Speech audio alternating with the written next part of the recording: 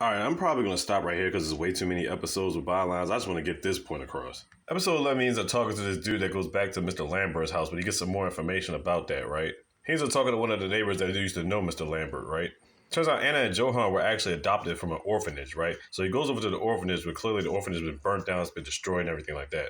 And this lady's walking past, it's like, I'm glad this orphanage burnt down, this thing's terrible. But she leads him in the direction of a dude who used to work there by the name of Mr. Hartman. Before that, he ends up seeing this kid by the name of Dieter or whatever, and he ends up taking care of his injury because apparently he messed up his arm or something like that. When he goes to see Mr. Hartman, he tells him the things about these war stories and stuff like that. Then he starts talking about Johan. All he knows is that Johan tried to lead this revolution or something like that, right? Then we find out Hartman has a son, or supposed son. Turns out his son is actually the dude Dieter. The one kid where Kenzo was just taking care of his injuries, you know what I'm saying? So he talked to him earlier and asked him about, you know what I'm saying, what does he always want? He always wanted a soccer ball, right? So when Kenzo leaves, Mr. Hartman turns around, he's got this sinister looking face and looking at Dieter or whatever. So Kenzo decides before he goes wherever, he looks into his shop and he's like, oh, I'm gonna get a soccer ball. So he goes back to the house to try to get a soccer ball, but then he hears this screaming and stuff like that. So he breaks into the house. And Hartman tells him that his son Dieter fell out of a chair or whatever like that. He needs to be taken care of, take to the hospital, blah, blah, blah. When Hartman goes to get some medical supplies, Kenzo checks up on him and looks at his body. His body's covered like a bunch of ridiculous marks. His ribs are broken and everything. So he's thinking to himself, ain't no way this happened on just falling off a damn chair.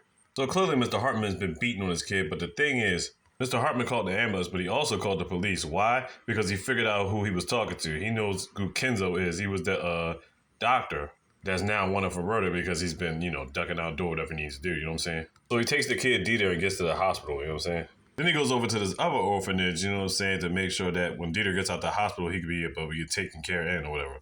But then this lady's like, well, since he's not giving him any information, she doesn't want to take a random kid in until he mentions the name Anna. He's like, oh, how's Anna been doing? So we learned that both Anna and Johan are both from like Czechoslovakia somewhere. And we find out some of the orphanages are pretty good, the one she's at, and then some of the orphanages are flat out terrible. And it turns out the one that Johan was in, they were beating on kids, treated like trash, and on top of that, they were being used for like experimental test subjects or whatever. You think they said, what the fuck was going on in these daggone orphanages? Like, yo, it's wild. So yeah, I did 11 episodes. Bottom line is, I don't know if I could do 74 of them, you know what I'm saying, my time schedule and stuff like that. But it definitely is a hell of a show, and I'm still going to check it out. You already know what time it is, you know what I'm saying? Monsters, son.